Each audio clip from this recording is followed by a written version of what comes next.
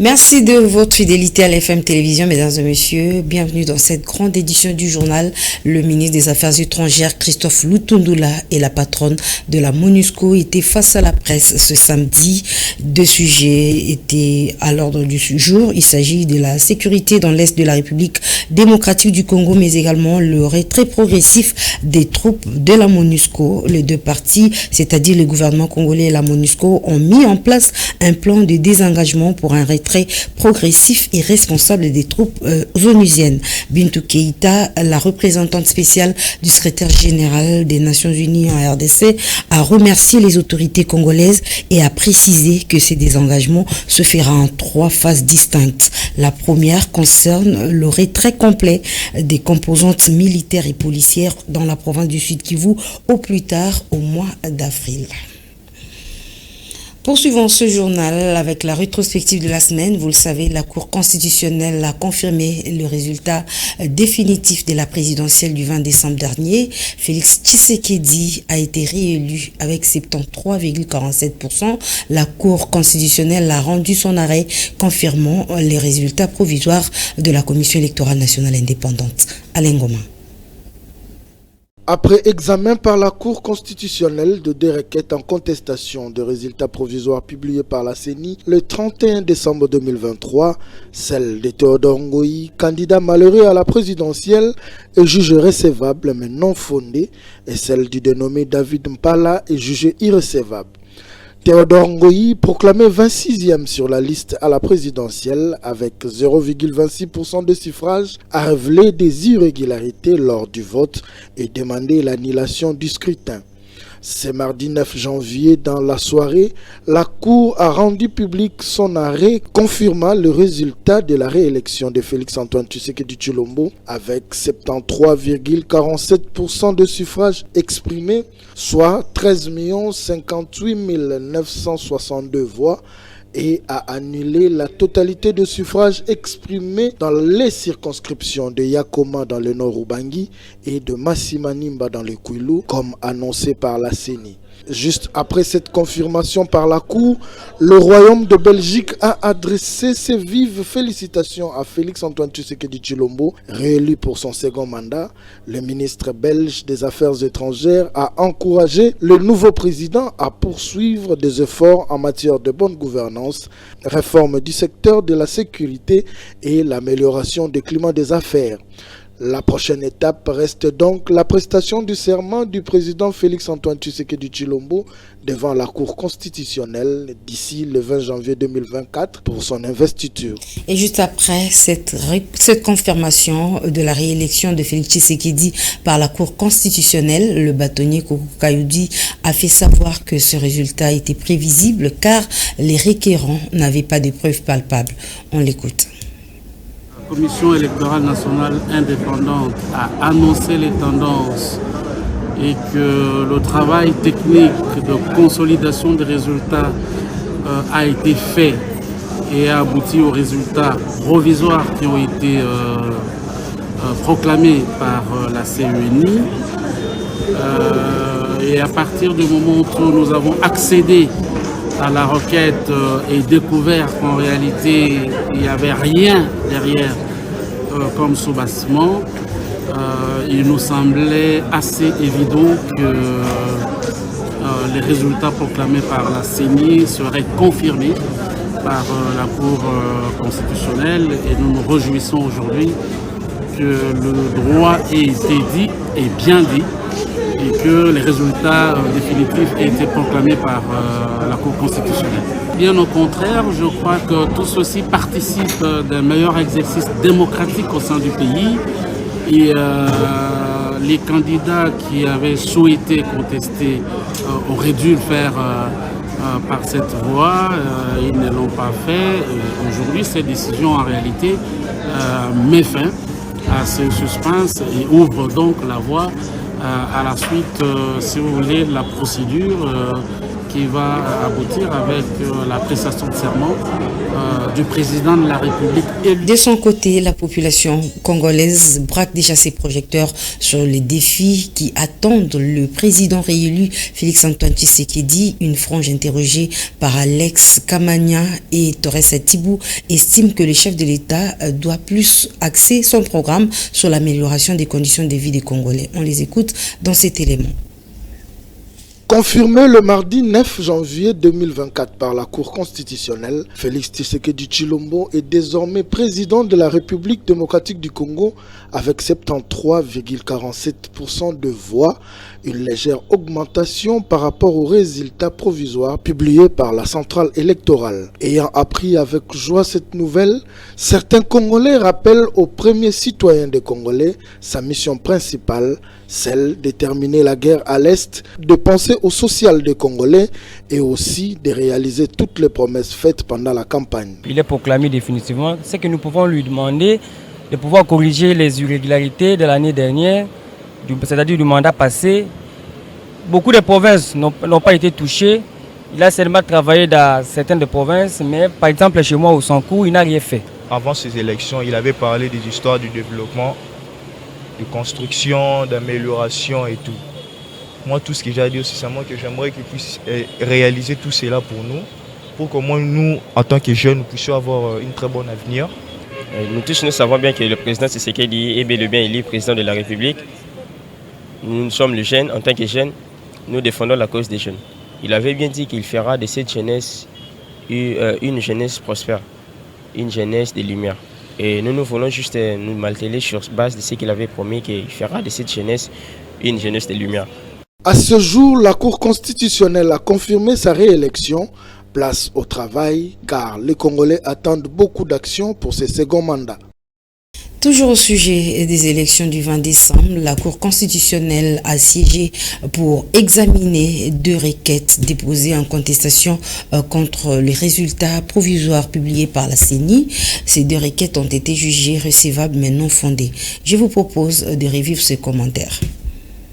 Après avoir reçu les requêtes de Théodore Ngoï et de Eetchem Pala David, la Cour constitutionnelle a examiné les dites requêtes sollicitant l'annulation des élections. Les requérants ont dénoncé de nombreuses irrégularités et fraudes ayant émaillé le scrutin, notamment la détention de matériel de vote par des candidats. Présents à l'audience, les avocats du candidat numéro 20, les représentants de la CENI et le ministère public ont demandé l'irrecevabilité de la requête pour défaut de qualité dans le chef de requérant, à savoir M.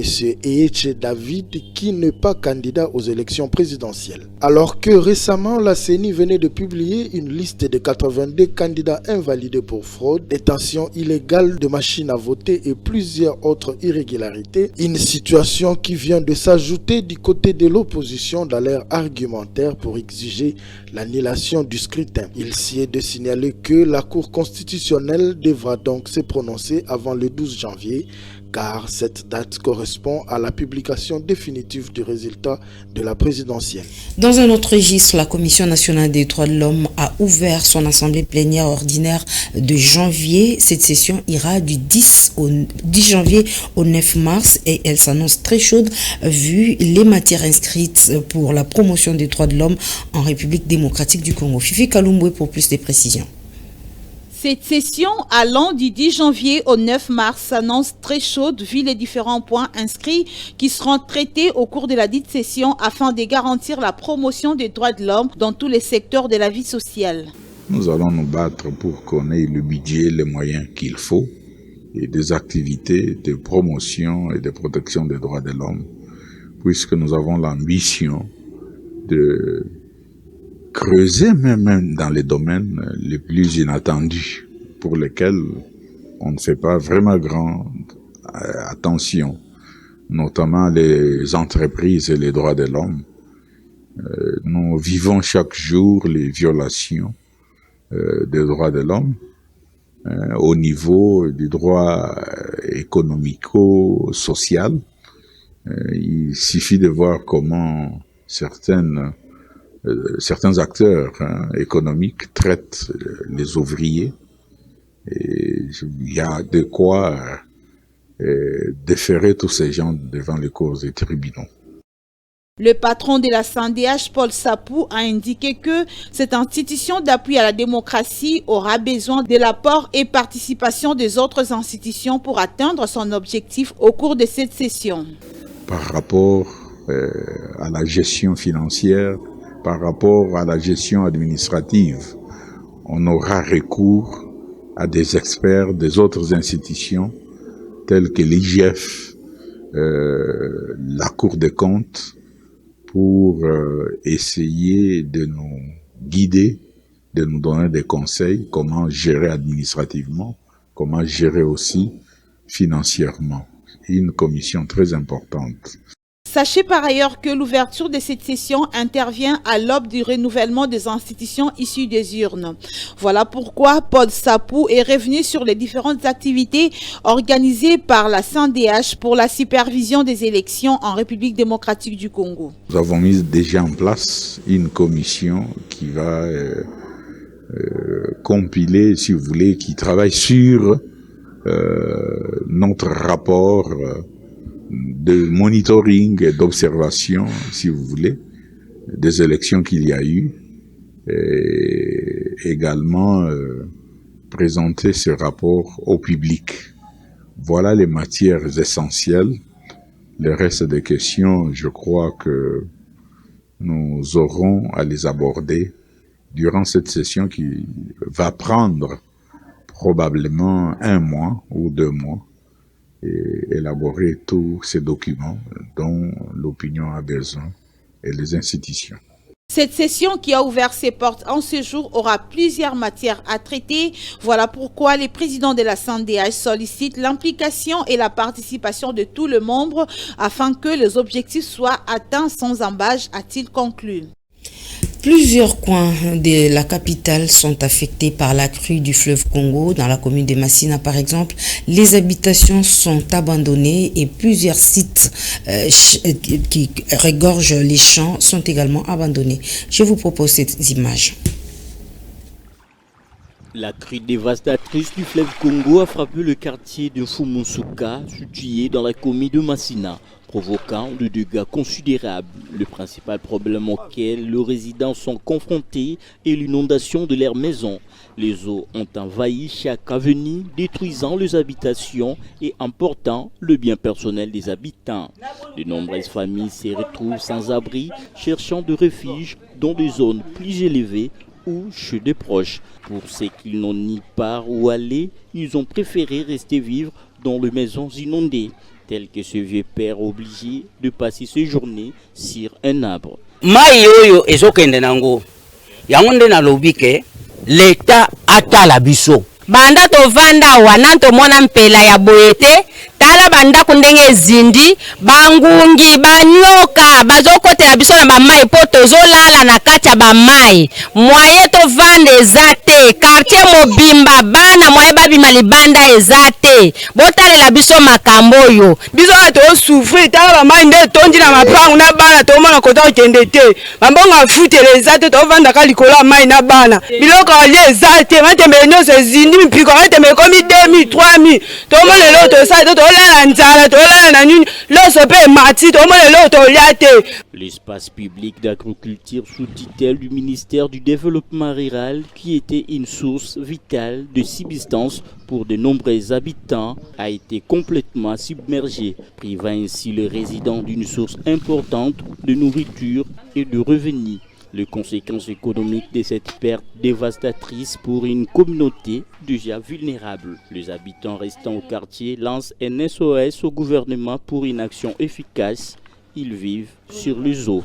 Les conditions sanitaires se détériorent, exposant les résidents à des risques accrus de maladies en raison de la prolifération des insectes et des eaux stagnantes. Les conditions hygiéniques se dégradent de plus en plus au quartier Kingabwa, là où les eaux du fleuve ont submergé les habitations. La population qui n'a pas pu trouver refuge ailleurs implore les autorités à trouver des solutions urgentes car elles se sentent en danger permanent. Je vous propose ce reportage. L'on se croirait dans un film apocalyptique, des maisons inondées, des avenues méconnaissables, de personnes circulant dans des pirogues pour joindre leur lieu d'occupation. C'est la scène que vit la population de Kingabwa sur les avenues telles que Potopoto, Mbé et Yala. La réalité est choquante. Ce phénomène est fréquent, mais cette année, la crue n'a pas été maîtrisée. Cette situation expose la population de ce coin à plusieurs maladies telles que la malaria à cause de moustiques et autres bactéries qui peuvent causer d'autres maladies. Plus de 1000 palais ezana mai na kati banda ko awa bana ya mike na biso ba mikolo to telengani bisika okende ezali te mai oyo est débordé inondation oyo bandi banda ko banda mbanda kuna fleuve awa ivarie mai ekoti na esika tozangana oyo soto kitina se kuna kote babengi na Idi Mingi na se kuna kote ya di fleuve kuna na se na bumba bazindi makasi na biso nyonso awa tozinda banda 11e mois avant décembre jusqu'alors mai ezo mataka mai ezo kitati souffrance oyo to sengi na mokonzi na biso Félix Antoine Chilombo abundela biso asala quelque chose pona ba vie na biso oyo na batu nyonso to vivre oto sa bakonzi so ba ko sunga biso na bakisa ngungi biso batoza la koto oyo eko sala pe mo bien mais bakonzi eza faute ya bakonzi pete ba ko sala barrage pona mai te pona nzambe ne muto atinda mai ezaka so ba ko sunga biso ba bito batikali koto to souffrir na bakisa ngungi ndeko sala bien. D'autres personnes lancent les cris d'alarme aux autorités et demandent l'assistance. Par contre, d'autres pointent du doigt le pêcheur qui, selon eux, est à la base de cette situation, faute de leur mauvais comportement, qui détruisent les digues érigées comme dernier rempart contre les inondations et demandent l'implication des autorités compétentes, comme le fait savoir ce chef du quartier adjoint. Ezaya solo diki wana ming ezali ba pêcher mtu bazo bebisaka makambo koto soki vraiment mingi ba konzi balandeli makambo wana vraiment ba pela ba ya lisusuté soki ma ekei ata ba mysticaire moi ba biloko ya pela ba ministre batindaka ba me ko raisonner bango ba on fisque. Il s'y est de rappeler que cette catastrophe naturelle fait suite au réchauffement climatique, aux autorités de prendre des mesures qui s'imposent afin de soulager tant soit peu la peine des habitants de ces coins de la capitale. Toujours dans ce registre, sachez que des maisons construites en matériaux durables n'ont pas été épargnées au quartier Mboudi et Pompage. La crue du fleuve Congo a surpris et plus d'un. Suivez. Le quartier périphérique situé le long du fleuve Congo sont frappés par des inondations dévastatrices. Les eaux du fleuve ont débordé de manière catastrophique. Ici, précisément en Mboudi, au quartier PCA dans la commune de Mongafula, Safrikas, les maisons sont inondées, les habitants contraints de fuir. Les eaux que vous voyez, c'est au-dessus des habitations. Plusieurs avenues sont transformées en rivières, entre autres l'avenue menant vers Carigrès, séparée en deux. La pirogue restait le seul moyen de transport.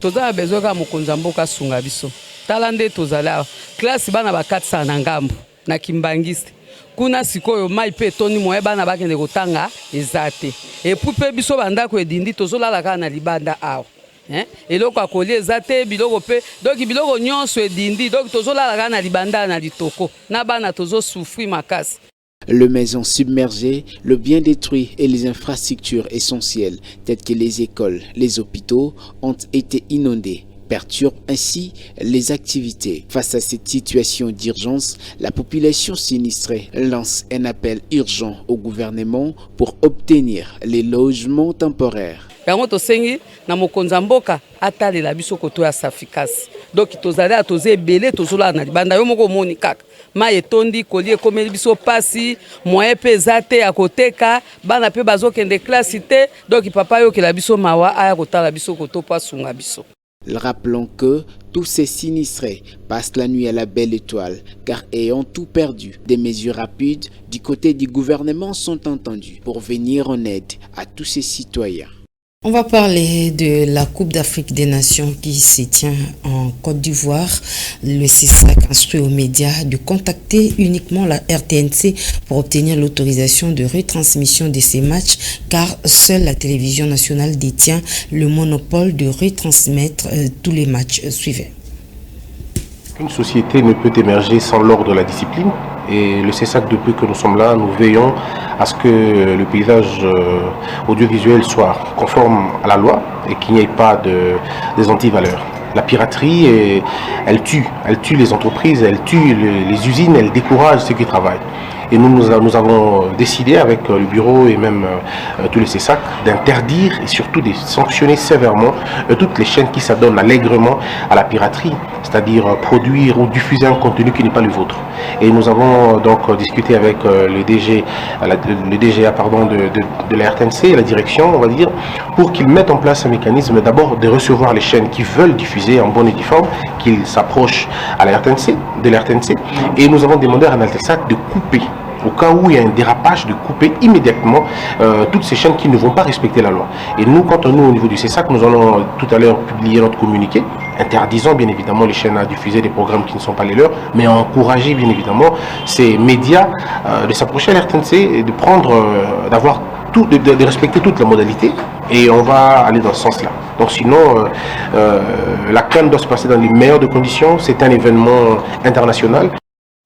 C'est par ici que nous clôturons cette édition du journal. Mesdames et messieurs, merci d'avoir suivi. Excellente soirée chez vous et excellente suite de programmes sur la FM Télévision. Vous ne serez jamais déçus.